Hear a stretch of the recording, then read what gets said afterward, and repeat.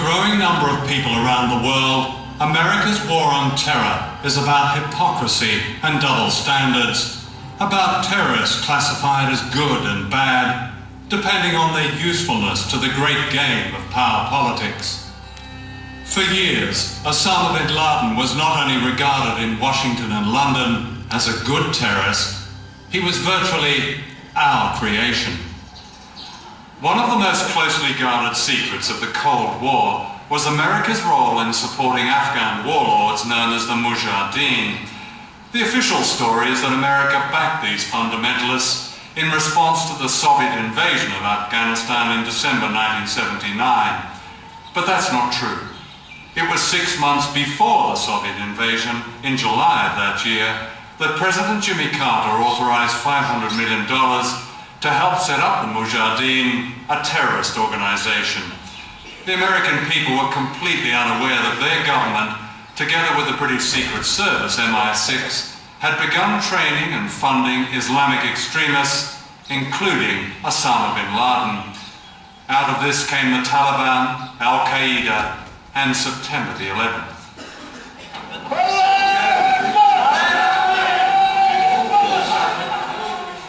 Soon after the Taliban came to power in 1996, the administration of Bill Clinton backed a secret plan for a pipeline through Afghanistan from Central Asia, which has vast reserves of oil and gas.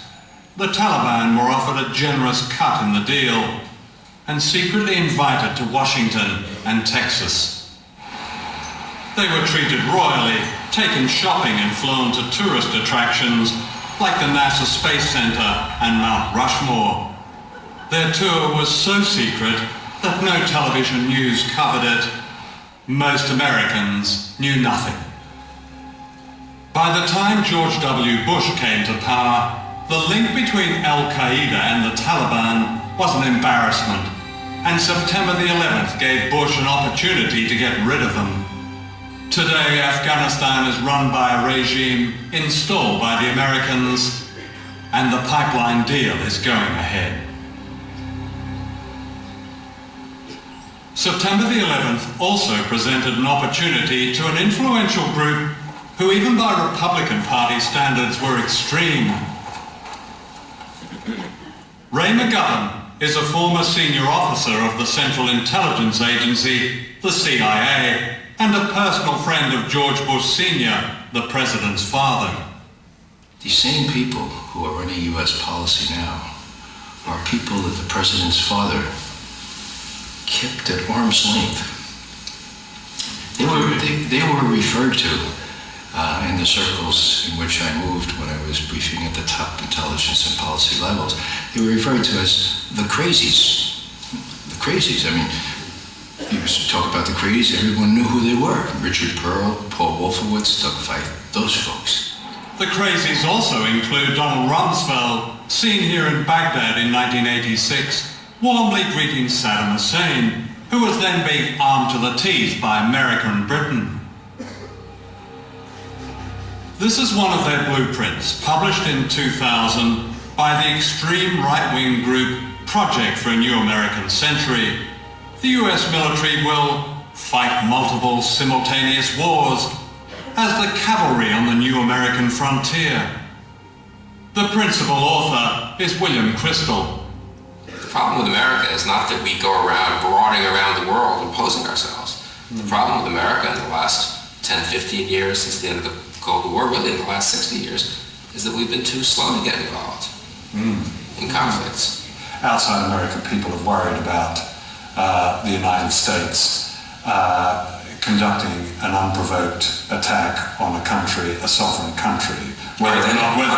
Yes, they are. Really? They worried we're going to attack Britain, France, Germany, any democracy? No, because any decent regime? No, the United States doesn't usually attack strong countries. Do we attack decent countries? No, I said strong countries. Well, I'm asking decent countries. I don't know. Are people really worried the U.S. is going to go, a decent law-abiding country, and the U.S. is going to come in and say, we don't like the look of you, we're going to depose you? It's something the U.S. has done quite often.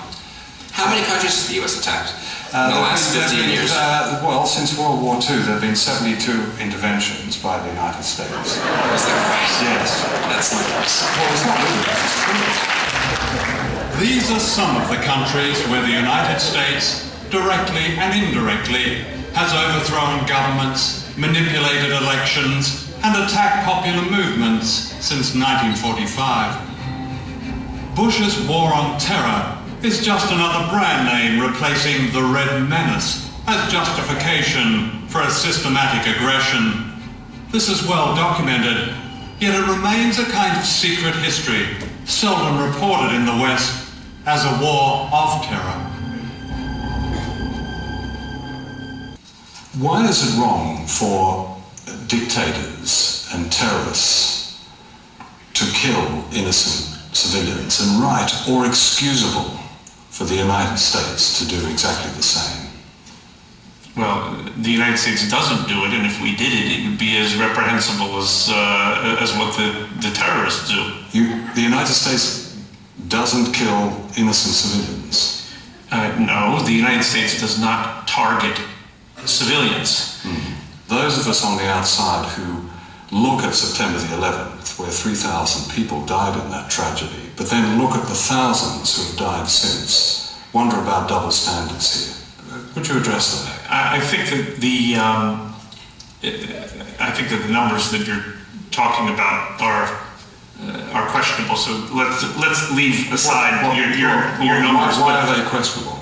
I mean, I don't accept your assertion that we've killed thousands of innocent people. But let me get there's a lot of studies and an examination of facts on the ground that suggest indeed thousands. I mean, in Iraq at the moment, there are studies that are talking about 10,000. But I don't want to get into numbers, but certainly thousands seems a fair figure.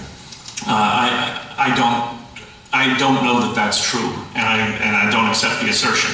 If you ask an American student how many people died in Vietnam, he'll tell you 58,000. Because they've dismissed the 2, 3, maybe 4 million Vietnamese who were killed by the United States and its allies in that war. So this is an ongoing issue. Mr. Powell, Colin Powell, General Colin Powell, I think, was quoted as having said he's not interested in civilian casualties in Afghanistan. It's not his concern. And that's the attitude, I think, with Iraq. Whether it's 5,000 or 10,000, it's really not an issue. Well, I think Americans, like most people, are mostly concerned about their own countrymen. I don't know how many Iraqi civilians were killed, but I can assure you that the number is the absolute minimal that it's possible in modern warfare. One of the stunning things about the quick coalition victory was how little damage was done to Iraqi infrastructure and how low Iraqi casualties were. And I think that's quite high if it's 10,000 civilians. Well, I think it's quite low if you look at the size of the military operation that was undertaken. It's practically an inevitability in war that there are going to be innocent people who get hurt, no matter how much care a professional military, a properly behaved military, puts into avoiding damage to non-combatants and to civilian infrastructure. Mr. Fife, that sounds fine, sitting here in Washington. But in Iraq and in Afghanistan, which is my most recent experience, that's not how it looks at all. May I interrupt for a moment? I apologize, sir. Maybe would you stop tape, please, for one moment?